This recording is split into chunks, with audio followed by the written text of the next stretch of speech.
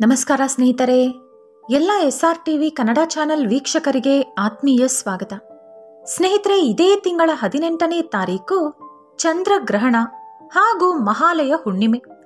ಕೇವಲ ಅದೃಷ್ಟವಂತರು ಮಾತ್ರವೇ ಚಂದ್ರಗ್ರಹಣದ ಒಳಗೆ ಈ ಕತೆ ಕೇಳ್ತಾರೆ. ಮಹಾಲಯ ಪಿತೃಪಕ್ಷದಲ್ಲಿ ತಿಳಿದುಕೊಳ್ಳಬೇಕಾದ ಮುಖ್ಯ ವಿಷಯ ಇದು. ಈ ವಿಷಯ ರಾಮಾಯಣದ ಉತ್ತರಾಖಂಡದಲ್ಲಿ ಸಂಪೂರ್ಣವಾಗಿ ತಿಳಿಸಲಾಗಿದೆ. ರಾವಣಾಸುರ ಅವನ ಅಣ್ಣನಾದ ಕುಬೇರನನ್ನು ಯುದ್ಧದಲ್ಲಿ ಸೋಲಿಸಿ ಅವನ ಪುಷ್ಪಕ ವಿಮಾನವನ್ನು ಸ್ವಾಧೀನಪಡಿಸಿಕೊಂಡು ಅದರಲ್ಲಿ ಹತ್ತಿ ಭೂಲೋಕವೆಲ್ಲ ತಿರುಗಾಡುತ್ತಾ ಉಸಿರಬೀಜ ಎಂಬ ರಾಜ್ಯಕ್ಕೆ ಹೋಗುತ್ತಾನೆ. ಅಲ್ಲಿ ಮರುತ್ತ ಎಂಬ ಮಹಾರಾಜ ದೇವತೆಗಳ ಜೊತೆ ಸೇರಿ ಒಂದು ಯಜ್ಞ ಆಚರಿಸುತ್ತಿರುತ್ತಾನೆ. ಅಲ್ಲಿ ರಾವಣಾಸುರ ಬರುತ್ತಿರುವುದನ್ನು ಗಮನಿಸಿದ ದೇವತೆಗಳು ಪಶು ಪಕ್ಷಿಗಳ ರೂಪಕ್ಕೆ ತಿರುಗುತ್ತಾರೆ. ಇಂದ್ರ ನವಿಲಿನ ರೂಪಕ್ಕೆ, ಯಮಧರ್ಮರಾಜ ಕಾಗೆಯ ರೂಪಕ್ಕೆ, ಕುಬೇರ ಹಲ್ಲಿಯ ರೂಪಕ್ಕೆ, ವರುಣ ಹಂಸಪಕ್ಷಿಯ ರೂಪಕ್ಕೆ ಬದಲಾಗಿ ಅಲ್ಲಿಂದ ಓಡಿ ಹೋಗುತ್ತಾರೆ. ರಾವಣಾಸುರ ಅಪವಿತ್ರವಾದ ನಾಯಿಯಂತೆ ಆ ಯಜ್ಞಶಾಲೆಯೊಳಗೆ ಪ್ರವೇಶಿಸಿ ಮರುತ್ತ ಮಹಾರಾಜ, ನಾನು ಕುಬೇರನ ತಮ್ಮ ರಾವಣಾಸುರ, ಅವನನ್ನು ಸೋಲಿಸಿ ಲಂಕಾ ರಾಜ್ಯವನ್ನು ಪುಷ್ಪಕ ವಿಮಾನವನ್ನು ಆಕ್ರಮಿಸಿಕೊಂಡಿದ್ದೇನೆ. ನನ್ನನ್ನು ನೋಡಿ ಯಾವ ರೀತಿ ದೇವತೆಗಳು ಓಡಿ ಹೋದರು ಎಂದು ನೋಡಿದೆ ತಾನೆ. ಭೂಲೋಕವಾಸಿಗಳು, ಸ್ವರ್ಗಲೋಕವಾಸಿಗಳು ಯಾರೂ ಕೂಡ ನನ್ನನ್ನು ಸೋಲಿಸುವಷ್ಟು ಪರಾಕ್ರಮ ಹೊಂದಿಲ್ಲ. ನಾನು ತುಂಬಾ ದಿನಗಳಿಂದ ಈ ವಿಮಾನ ಹತ್ತಿ ಊರೂರು ಸುತ್ತಿ ತುಂಬಾ ಬೇಸರಗೊಂಡಿದ್ದೇನೆ. ಯಾರ ಜೊತೆಯಾದರೂ ಯುದ್ಧ ಮಾಡಬೇಕು ಅನಿಸುತ್ತಿದೆ. ಇಲ್ಲಿ ನನ್ನನ್ನು ನಿನ್ನನ್ನು ಬಿಟ್ಟು ಬೇರೆ ಯಾರೂ ಇಲ್ಲ. ನನ್ನ ಜೊತೆ ಯುದ್ಧ ಮಾಡು ಎಂದು ಕೇಳಿದ. ಸರಿ ಎಂದು ಹೇಳಿ ಮರುತ್ತ ಮಹಾರಾಜ ಯುದ್ಧಕ್ಕೆ ಸಿದ್ಧವಾಗುತ್ತಿರುವಾಗ ಅಲ್ಲಿ ಯಜ್ಞ ನಡೆಸುತ್ತಿರುವ ಮುನಿಗಳು ಬೃಹಸ್ಪತಿಯ ಸಹೋದರನಾದ ಸಂವರ್ತ ಮಹರ್ಷಿ ಅವರು ಮರುತ್ತನೊಂದಿಗೆ ಹೀಗಂದರು: ಓ ಮರುತ್ತ ಮಹಾರಾಜ, ಈ ಯಜ್ಞ ಪರಮೇಶ್ವರನ ಪ್ರೀತಿಗಾಗಿ ಮಾಡುತ್ತಿರುವಂತದ್ದು. ಇದನ್ನು ಮಧ್ಯದಲ್ಲೇ ನಿಲ್ಲಿಸಿದರೆ ನಿನ್ನ ವಂಶ ನಾಶವಾಗುತ್ತದೆ. ಹಾಗಾಗಿ ಈ ಯುದ್ಧವನ್ನು ಹೇಗಾದರೂ ನಿಲ್ಲಿಸು ಎಂದು ಹೇಳಿದರು. ಇನ್ನು ಮರುತ್ತ ಮಹಾರಾಜ ಅಲ್ಲಿಗೆ ಯುದ್ಧದ ಆಲೋಚನೆ ಬಿಟ್ಟು ಯಾಗವನ್ನು ಮುಂದುವರೆಸಲು ಸಿದ್ಧನಾದ. ಅದನ್ನು ನೋಡಿದ ರಾವಣಾಸುರ, ನಿಮ್ಮ ರಾಜ ಸೋತು ಹೋದ ಎಂದು ಅವನಿಗವನೇ ಪ್ರಕಟಿಸಿಕೊಂಡು ಅಲ್ಲಿರುವ ಎಷ್ಟೋ ಜನ ಋಷಿ ಮುನಿಗಳನ್ನು ಅವನ ರಾಕ್ಷಸ ಸೈನ್ಯಕ್ಕೆ ಆಹಾರವನ್ನಾಗಿ ಹಾಕಿ ಅಲ್ಲಿಂದ ಸೈನ್ಯದ ಸಮೇತ ಹೊರಟು ಹೋದ.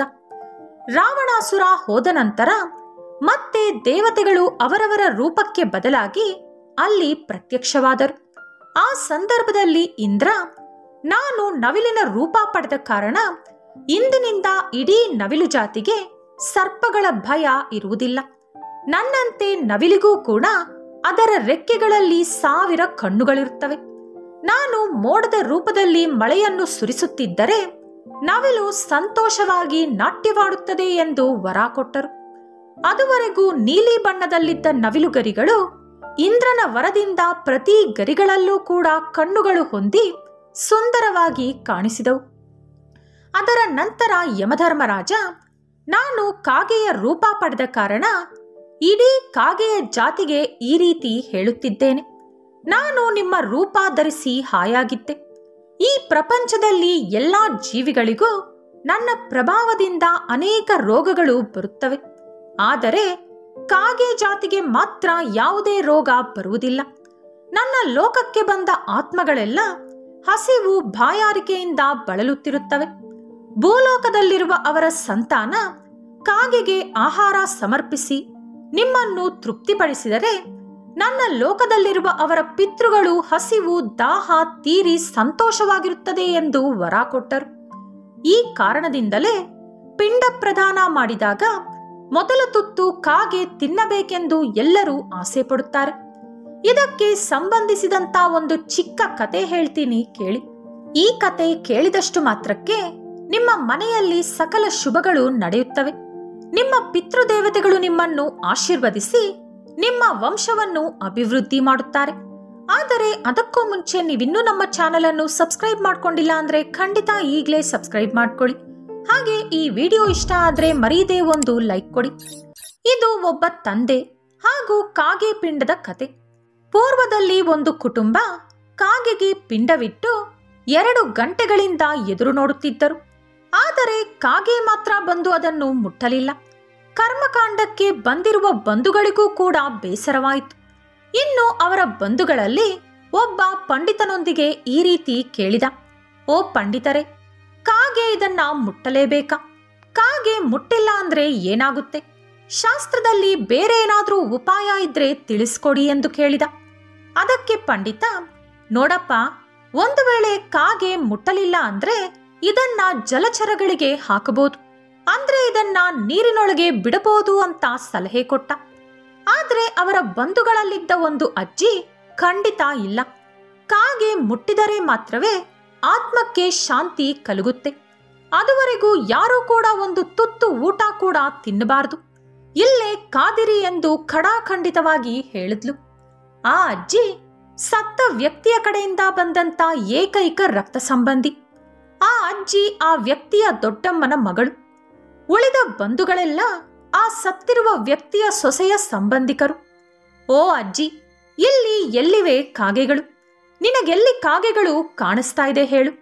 ಕಾಗೆಗಳೆಲ್ಲ ಎಲ್ಲೋ ಓಡೋಗಿರ್ಬೇಕು ಎಂದು ತಮಾಷೆ ಮಾಡಿದ ಆ ಬಂಧುಗಳಲ್ಲಿರೋಂಥ ಒಬ್ಬ ವ್ಯಕ್ತಿ. ಸಮಯವಲ್ಲದ ಸಮಯದಲ್ಲಿ ತಮಾಷೆ ಮಾಡಿದ್ದಕ್ಕಾಗಿ ಅವನ ಕಡೆ ಕೋಪದಿಂದ ನೋಡಿದ್ಲು ಅಜ್ಜಿ.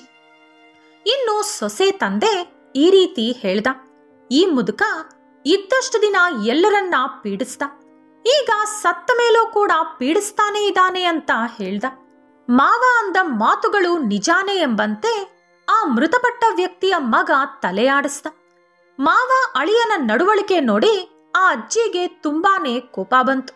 ಯಾಕಂದ್ರೆ ಮೃತಪಟ್ಟ ಆ ವ್ಯಕ್ತಿ ಮೇಲೆ ಆ ಅಜ್ಜಿಗೆ ತುಂಬಾನೇ ಗೌರವ.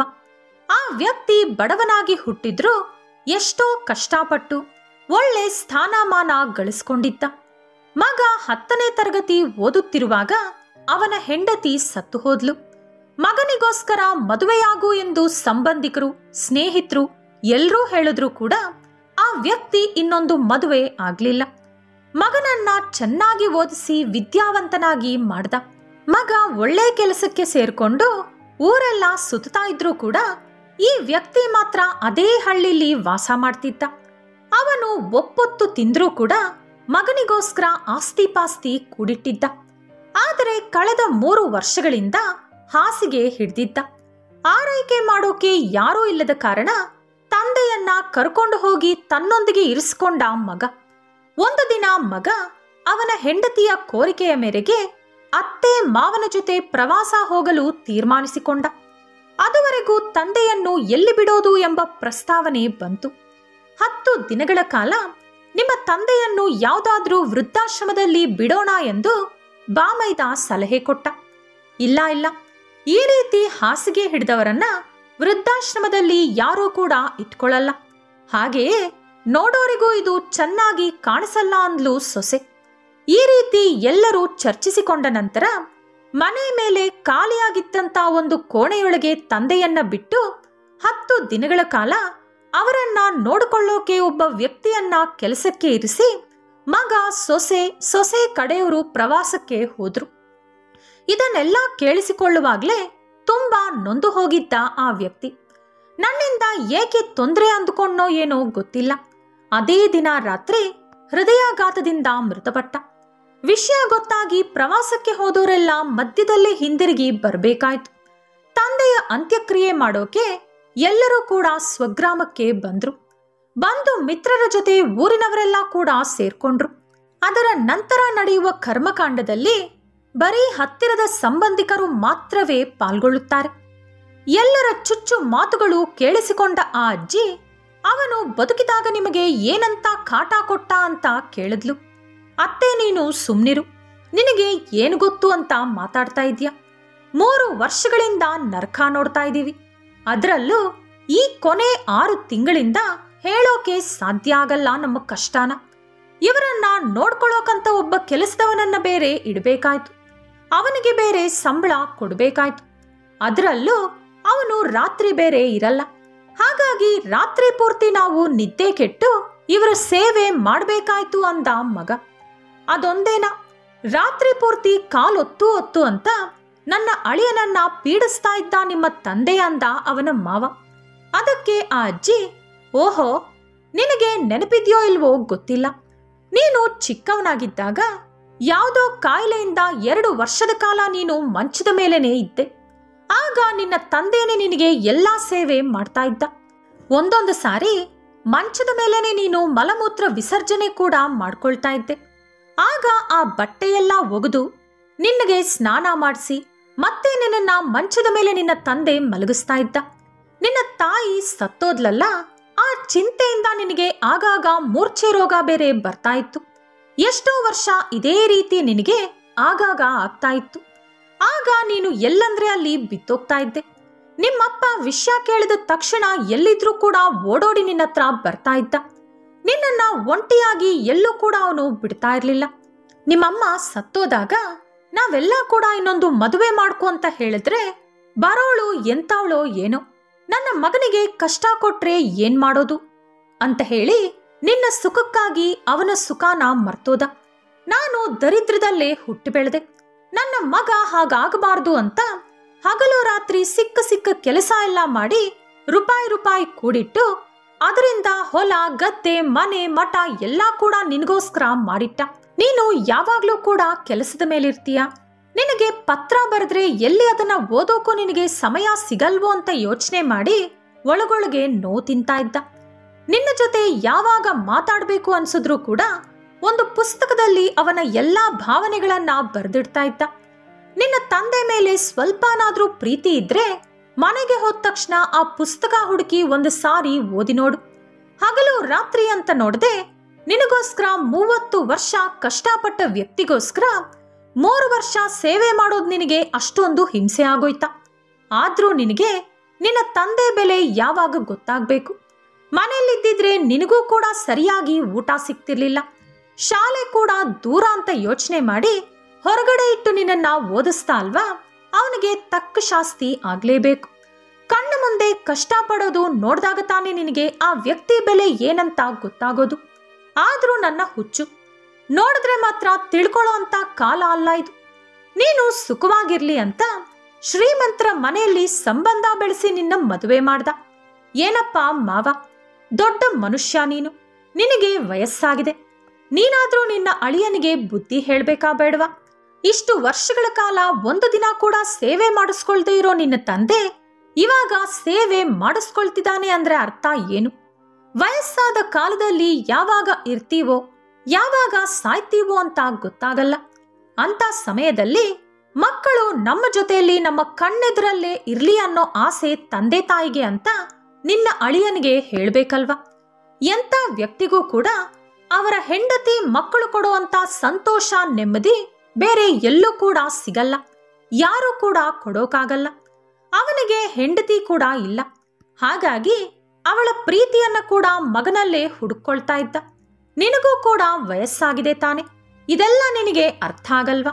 ಅಯ್ಯೋ ಪಾಪ ನನ್ನ ತಮ್ಮ, ತಂದೆ ತಾಯಿ ಇಲ್ಲ, ಹೆಂಡತಿ ಇಲ್ಲ, ಕೊನೆಗೆ ಮಗನ ಪ್ರೀತಿ ಕೂಡ ಸಿಗಲಿಲ್ಲ ಅಂತ ಬಿಕ್ಕಿ ಬಿಕ್ಕಿ ಅತ್ತಳು ಅಜ್ಜಿ.